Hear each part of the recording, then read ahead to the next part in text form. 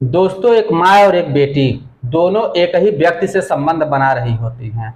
माँ को भी पता होता है कि उसकी बेटी उसी के प्रेमी के साथ संबंध बनाती है और बेटी भी जानती थी कि उसकी माँ का भी अफेयर उसी के प्रेमी के साथ है। मगर किसी को किसी बात से कोई दिक्कत नहीं होती है। दोनों एक दूसरे से न झगड़ा करती थी न बवाल करती थी। दोनों की जिंदगी बहुत मस्त गुजर रही थी। दोनों एक साथ उसी व्यक्ति के साथ मार्केट में आना जाना घूमना फिरना, जिंदगी बहुत अच्छे खासे बीत रहे थे। इसी बीच में उस लड़की के पिता ने उस लड़की की शादी तय कर देते हैं। लड़की शादी से मना करती है, शादी नहीं करना चाहती थी, लेकिन वो अपने प्रेमी और अपनी माँ को समझाने पर वो शादी के लिए तैयार हो जाती है, एक खतरनाक प्लान के साथ।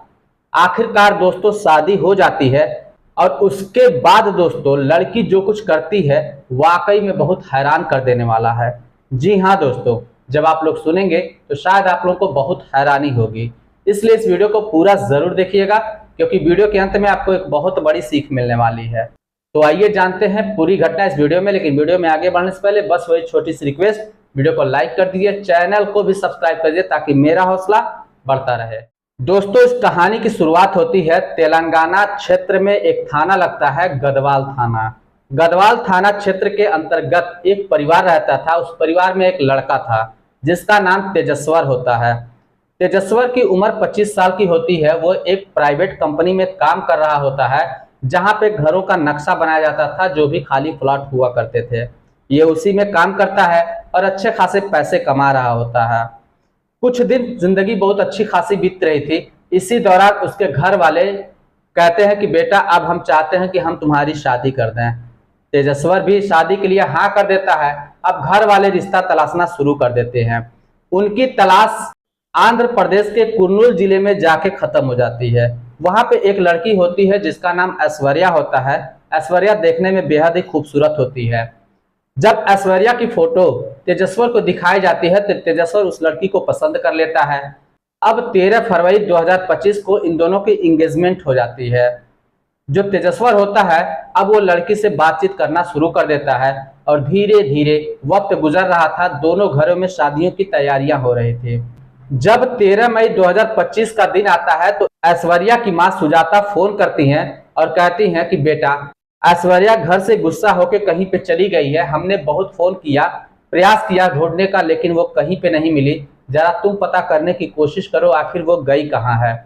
ये बात जब तेजस्वर सुनता है तो उसके पैरों तले से जमीन खिसक जाती है। वो तुरंत आनंद फानन में आंध्र प्रदेश के कुर्नूल जिले पहुंचता है और वहां पे ऐश्वर्या को ढूंढना शुरू कर देता है। ऐश्वर्या की मां बताती है कि बेटी नाराज होकर घर से चली गई है, उसका कुछ भी पता नहीं चल रहा है। सबसे हैरत वाली बात यह होती है कि जो ऐश्वर्या की मां होती है वो पुलिस थाने में कंप्लेन भी नहीं करती कि उसकी बेटी गुम हो चुकी है। फिलहाल ऐश्वर्या को ढूंढा जाता है और ऐश्वर्या नहीं मिलती। कुछ लोगों से पता चलता है कि ऐश्वर्या का किसी के साथ संबंध था, शायद वो उसी के साथ चली गई है। और इधर जो तेजस्वर के परिवार होते हैं उन लोगों को जब पता लगता है कि लड़की शादी से 2-3 दिन पहले ही कहीं पे भाग गई है तो वो सोचते हैं कि ये लड़की चरित्रहीन है और इस लड़की से शादी नहीं करनी है। वो लोग रिश्ता तोड़ देते हैं। मगर तेजस्वर जो होता है वो उस लड़की से प्यार करने लगा था। वो हर संभव प्रयास कर रहा था कि लड़की कहीं ना कहीं मिल जाए। आखिरकार दोस्तों 16 मई को तेजस्वर के पास ऐश्वर्या का फोन आता है और ऐश्वर्या कहती है कि सॉरी, मुझे माफ कर दो, मैं घर से गुस्से में चली गई थी, मैं तुम्हारे बिना नहीं रह सकती, मैं अब घर पे आ चुकी हूँ। जब इतनी बात तेजस्वर सुनता है तो वो तुरंत ही फिर कुर्नूल जिला पे पहुंचता है और वहां पे फिर लड़की से पूछता है कि ये बताओ, जब हमारी शादी होने वाली थी तो तुम इस तरीके से घर छोड़ के क्यों गई? क्या तुम्हारे साथ कोई गया था? किसी के साथ तुम भगी थी? ऐश्वर्या कहती है कैसी बात करते हो, मैं प्यार सिर्फ तुमसे करती हूँ और मैं किसी और के साथ जाऊंगी, ऐसा हो ही नहीं सकता। दरअसल बात यह है कि मेरी माँ दहेज का सामान इकट्ठा करने में बहुत गुस्सा हो रही थी, इधर उधर से पैसे उधार ले रही थी और वो सामान इकट्ठा नहीं हो पा रहा था। इसी वजह से मुझे लगा कि तुम्हारे परिवार वाले नहीं मानेंगे, गुस्सा करेंगे और शायद तुम भी शादी के लिए मना कर दो। यही वजह थी, मैं गुस्से में घर छोड़ के चली गई। अब जब इतनी बात सुनता है तेजस्वर तो उसकी आंखों में आंसू आ जाते हैं। वो कहता है तुम कैसी बात करती हो, मुझे कुछ भी नहीं चाहिए, मैं फिर भी तुमसे शादी करूंगा। मुझे एक अच्छा जीवन साथी चाहिए जो तुम हो। और मैं जो लाल जोड़ा लेकर आऊंगा उसी में तुम विदा होना, और वो भी लाल जोड़ा मेरे पैसे का होगा, तुम्हें 1 रुपए भी देने की जरूरत नहीं है, तुम अपने माता पिता से बोल दो। अब जब इतनी बात ऐश्वर्या सुनती है तो वो तुरंत ही तेजस्वर के गले लग जाती है और फिर रोने लगती है। उसके बाद तेजस्वर उसको चुप कराता है और 18 मई 2025 को इन दोनों की शादी हो जाती है। शादी होने के बाद जो ऐश्वर्या होती है वो विदा होकर अपने ससुराल चली आती है। ससुराल में आने के बाद अगले दिन से ही ऐश्वर्या का रवैया बदल जाता है। वो अपने पति तेजस्वर से अच्छे मुंह से ना बात करती थी, ना उसके परिवारजनों से किसी से बात करती थी, बस दिन भर फोन पे चैटिंग बात करना यही लगा रहता था। तेजस्वर उससे पूछता है कि ये बताओ आखिर मुझसे गलती क्या हुई है, तुम ऐसा क्यों कर रही हो, किससे तुम बात कर रही हो, किससे तुम चैटिंग कर रही हो। लेकिन ऐश्वर्या उसकी बातों का कोई भी सटीक जवाब नहीं देती, बस वो अपने फोन में लगी रहती और अपने चैट वगैरह में लगी रहती। तेजस्वर से उसे कोई भी मतलब नहीं होता है। तेजस्वर इस बात को अपने घर वालों को भी बताता है तो घर वाले कहते हैं बेटा हमने तुझे पहले ही मना किया था, लेकिन तू ही था कि बिना दान दहेज के शादी करने के लिए तैयार था, इसमें हम क्या कर सकते हैं। अब तेजस्वर दोनों तरफ से मजबूर हो जाता है और किसी तरीके से वो फिर जिंदगी गुजारने लगता है। धीरे धीरे समय गुजरता है और 17 जून 2025 का दिन आ जाता है। 17 जून 2025 को जब तेजस्वर काम पे निकलता है तो शाम हो जाती है, लेकिन तेजस्वर घर वापस नहीं आता। अब घर वालों को चिंता सताने लगती है कि बेटा काम पे तो गया था मगर आया क्यों नहीं, क्या बात हो गई। इधर उधर दोस्तों के पास फोन लगाया जाता है, कंपनी पे फोन लगाया जाता है, मगर तेजस्वर का कुछ भी पता नहीं चलता। रात भर ढूंढा जाता है मगर फिर भी तेजस्वर का पता नहीं चलता। जब सुबह होती है 18 जून 2025 का दिन, उस दिन उसका बड़ा भाई जो होता है वो थाने में जाकर, गदवाल थाना जो है वहां पे जाकर रिपोर्ट दर्ज कराता है कि उसका भाई कहीं गुम हो गया है। पुलिस गुमशुदगी की रिपोर्ट दर्ज कर लेती है। अब पुलिस उसकी छानबीन करना शुरू कर देती है कि आखिर तेजस्वर गया तो गया कहाँ।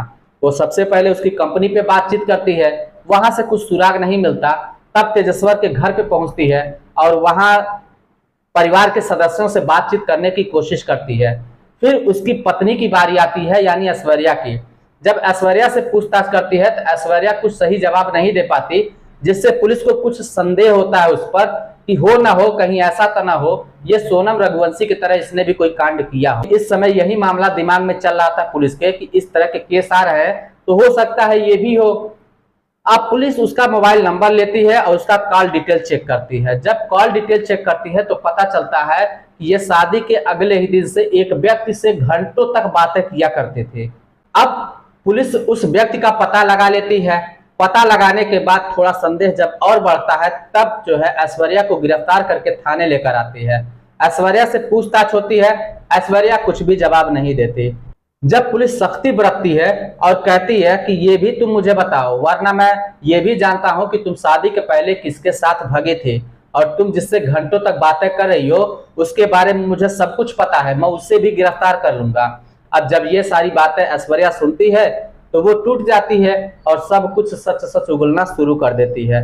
वो कहती है कि बात 3 साल पहले की है, मैं और मेरी माँ एक ही व्यक्ति से संबंध बनाते थे, हम दोनों एक ही व्यक्ति से प्यार करते थे। वो एक बैंक मैनेजर है और वो घर पे हमारे अक्सर आया जाया करता था। मेरी माँ का भी अफेयर उसी के साथ था, मेरा भी था, लेकिन हम दोनों को कोई भी दिक्कत नहीं होती है। धीरे धीरे जब समय गुजरता जाता है, 3 साल का समय गुजर जाता है, अचानक मेरे पिता मेरी शादी के पीछे पड़ जाते हैं। मेरी शादी वो करवाना चाहते थे मगर मैं शादी के लिए तैयार नहीं होती हूँ। आखिरकार किसी तरीके से वो मेरी एंगेजमेंट करा देते हैं तेजस्वर के साथ और मैं अपने पिता की बात रखने के लिए एंगेजमेंट कर लेती हूँ। और कभी कभार जब फोन आया करता था तो तेजस्वर से बात कर लिया करती थी। लेकिन जब शादी का 3 दिन रह जाता है उसके पहले मैं नाराज होकर उसी के साथ मैं भाग गई थी, अपने प्रेमी के साथ में ही। घर छोड़ के जब चली जाती हूँ उसके बाद वो व्यक्ति जो होता है वो मुझे समझाता है, मेरी माँ भी समझाती है और हम तीनों लोग मिलकर एक खतरनाक प्लान बनाते हैं कि हम शादी किसी तरीके से कर लेंगे, क्योंकि वो भी कह रहा था कि जिससे तेरी शादी होने वाली है बहुत ही अमीर है, उससे तू शादी कर ले, उसके बाद उसको रास्ते से हटा दिया जाएगा। इसलिए मैं मान जाती हूँ और इससे शादी करके यहाँ पे चली आती हूँ। जो 17 जून 2025 का दिन था तो हमने उसको फोन किया और उसने फिर मेरी माँ को फोन किया। हम तीनों लोग जो है लाइन पे थे, बातचीत कर रहे थे। उसने कुछ किलर इकट्ठे किए उसे पैसे देकर और मेरे पति के पास फोन करवाया और कहा कि एक जमीन खाली है, उसका नक्शा बनाना है। मेरे पति का काम ही यही था, तो वो नक्शा बनाने के लिए वहां निकल जाते हैं। लेकिन बीच रास्ते में जहां पे जाना था वहां पे न जाकर जब रास्ता चेंज किया जाता है तो मेरे पति बोलते भी हैं, कहते हैं कि ये तो रास्ता कहीं और पे जाता है। अब जो बदमाश लोग वो चाकू छुरी निकालते हैं और गोफना मारना पीटना शुरू कर देते हैं। हम तीनों लोग फोन पे सारी चीजें सुन रहे थे, मेरी माँ भी थी, मैं भी थी और मेरा प्रेमी भी था। हम तीनों लोग इस पूरी वारदात को सुन रहे थे। उसके बाद जो है जब मेरे पति की हत्या कर दी जाती है तो फिर हम ही लोग कहते हैं कि उसकी लाश को आंध्र प्रदेश के नंदजाल जिले के पन्यास के जंगल में ले जाके फेंक दो, वहां पे लाश रहेगी तो कोई जानवर वगैरह खा लेगा, किसी को पता भी नहीं चलेगा। अब ये बात जो ही पुलिस सुनती है उसके पैरों तले से जमीन खिसक जाती है, सभी लोग हैरान रह जाते हैं। तुरंत ही वहां की पुलिस आंध्र प्रदेश की पुलिस से संपर्क करती है और वहां की पुलिस आनन फानन में उस जंगल में पहुंचती है, लाश को बरामद करती है। लाश के चिथड़े उड़ चुके थे। लाश की शिनाख्त की जाती है तो लाश का पता चलता है कि यह तेजस्वर की लाश है। अब पुलिस ऐश्वर्या को और उसकी मां को और उसके प्रेमी को तीनों को गिरफ्तार करती है और उस पे जो है कई धाराओं के अंतर्गत उसको जेल भेज देती है। तो दोस्तों ये रही कहानी। अब सबसे बड़ा सवाल ये उत्पन्न होता है कि आखिर ये घटनाएं हो क्यों रही हैं, इसमें किसकी गलती है।